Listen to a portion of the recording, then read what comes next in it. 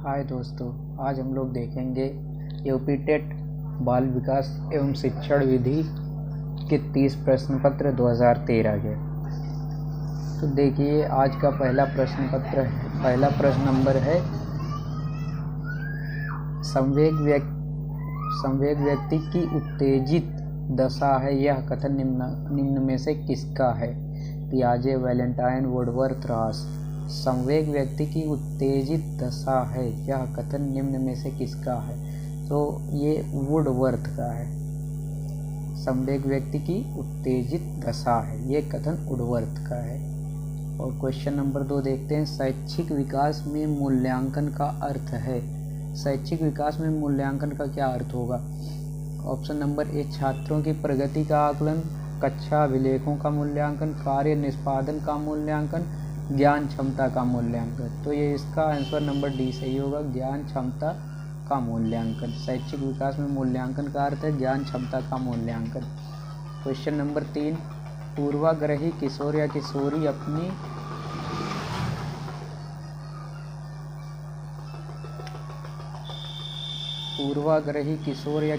अपनी रिक्त स्थान के प्रति कठोर होंगे। ऑप्शन नंबर ए, समस्या। ऑप्शन नंबर बी, जीवन शैली। ऑप्शन नंबर सी, संप्रत्यय, वास्तविकता। तो इसका ऑप्शन नंबर तीसरे का ए सही होगा, समस्या के प्रति कठोर होंगे। पूर्वाग्रही किशोर या किशोरी अपनी समस्या के प्रति कठोर होंगे। आइए देखते हैं क्वेश्चन नंबर 4, संज्ञानात्मक विकास के 4 चरणों संवेदी पेशी, पूर्व संक्रियात्मक, स्थूल संक्रियात्मक और औपचारिक संक्रियात्मक की पहचान की गई किसके द्वारा? हिलगार्ड द्वारा, स्टार्ट द्वारा, हरलाक द्वारा, पियाजे द्वारा।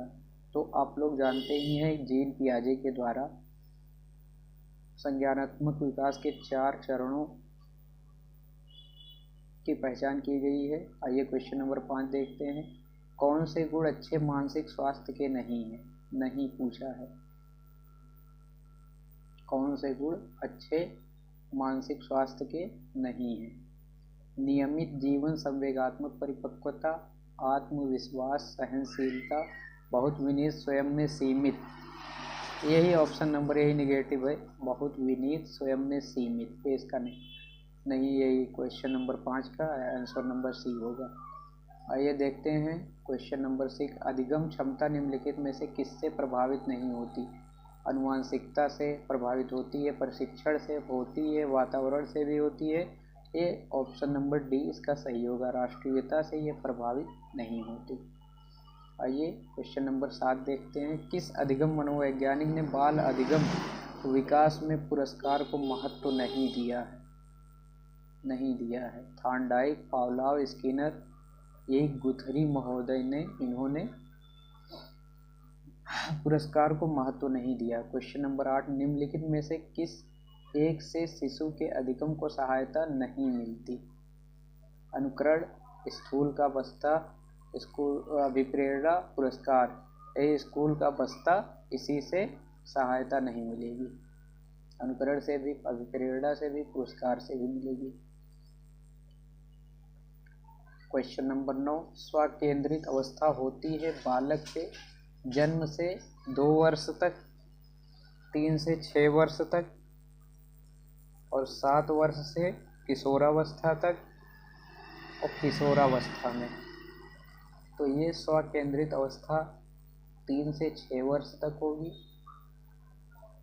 ऑप्शन नंबर 9 का सही हो जाएगा बी। आइए अब क्वेश्चन नंबर 10 देखते हैं, माँ बाप के साए से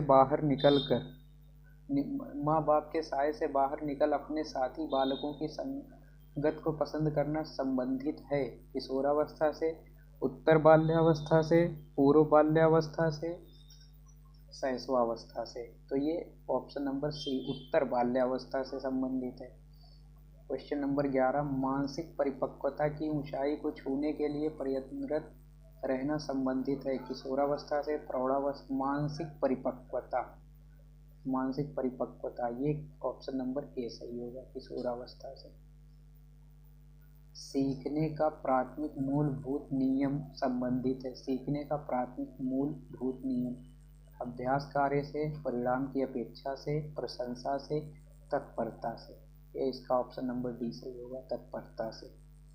आइए क्वेश्चन नंबर 13 देखते हैं। सीखने की प्रक्रिया को प्रभावित करने वाले कारक हैं अनुकरण, प्रतियोगिता, प्रशंसा एवं निंदा, ये सभी। सीखने की प्रक्रिया को प्रभावित ये सभी करेंगे, अनुकरण भी, प्रतियोगिता भी, प्रशंसा भी और निंदा भी।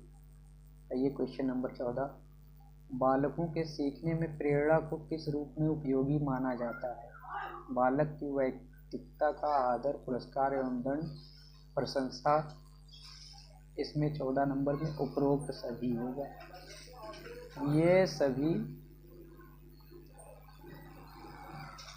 आइए क्वेश्चन नंबर 15 देखते हैं। कक्षा में विद्यार्थियों को अधिगम के लिए प्रेरित करने हेतु किस युक्ति का अनुप्रयोग आप नहीं करते हैं? क्वेश्चन नंबर 15 का आंसर बताइए। आप लोग छात्रों में स्वस्थ प्रतिस्पर्धा स्थापित करना, उन्हें आत्मगौरव की अनुभूति कराना, उनकी अत्यधिक प्रशंसा करना, गतिविधि आधारित शिक्षण अधिगम विधियों का अनुप्रयोग करना। क्वेश्चन नंबर 15 का हो जाएगा, उनकी अत्यधिक प्रशंसा आप नहीं करेंगे, इसका ऑप्शन नंबर ये सही हो जाएगा। आइए क्वेश्चन नंबर 16 देखते हैं। बुद्धि एवं सृजनात्मकता में किस प्रकार का सह संबंध पाया जाता है? धनात्मक, ऋणात्मक, शून्य, ये सभी। तो बुद्धि एवं सृजनात्मकता में धनात्मक प्रकार का सह संबंध पाया जाता है।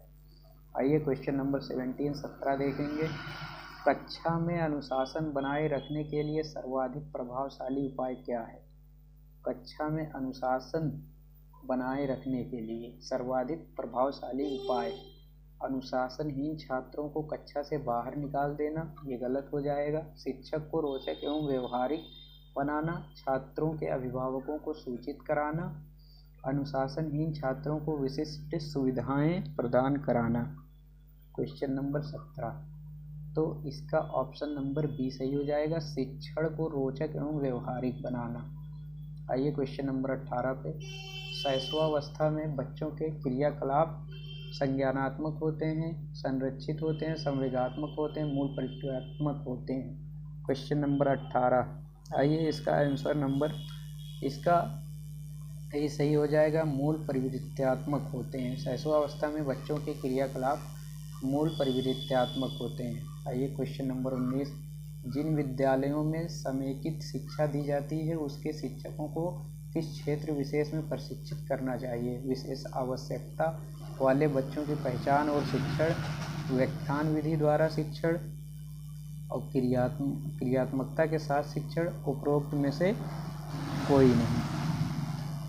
आइए कुछ क्वेश्चन नंबर 19 को एक बार हम लोग फिर से पढ़ेंगे। जिन विद्यालयों में समेकित शिक्षा दी जाती है उसके शिक्षकों को किस क्षेत्र विशेष में प्रशिक्षित करना चाहिए?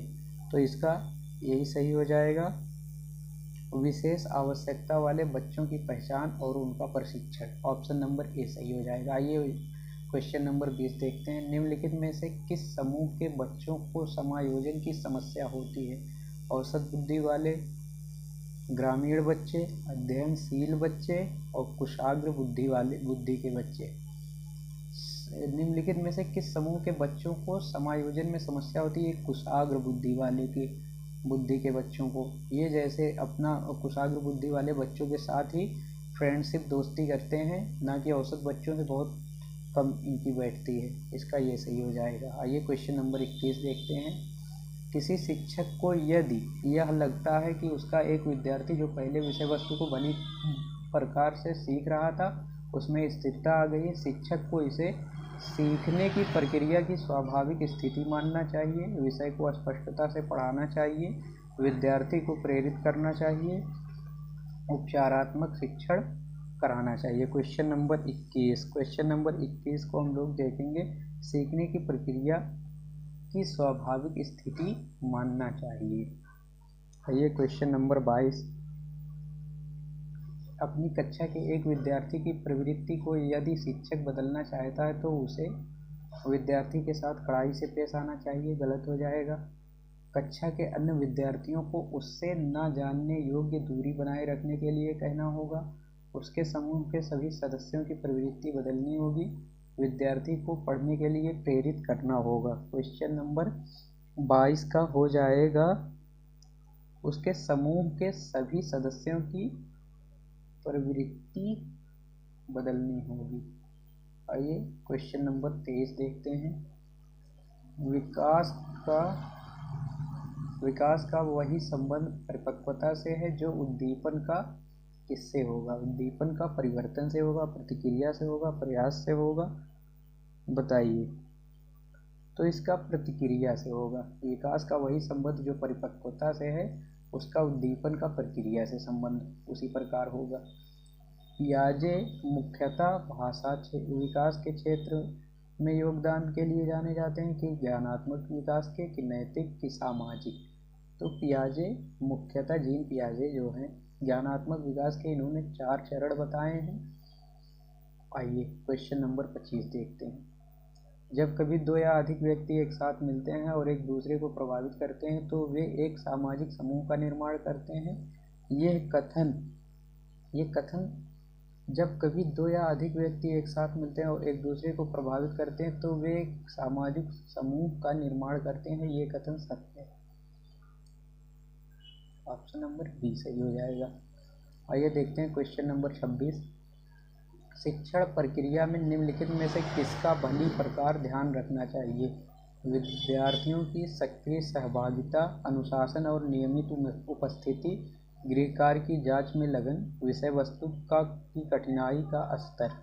शिक्षण प्रक्रिया में निम्नलिखित में से किसके प्रति ध्यान रखना चाहिए? तो ये इसका ऑप्शन नंबर ए सही हो जाएगा। विद्यार्थियों की सक्रिय सहभागिता को भली प्रकार से ध्यान रखना चाहिए। आइए क्वेश्चन नंबर 27।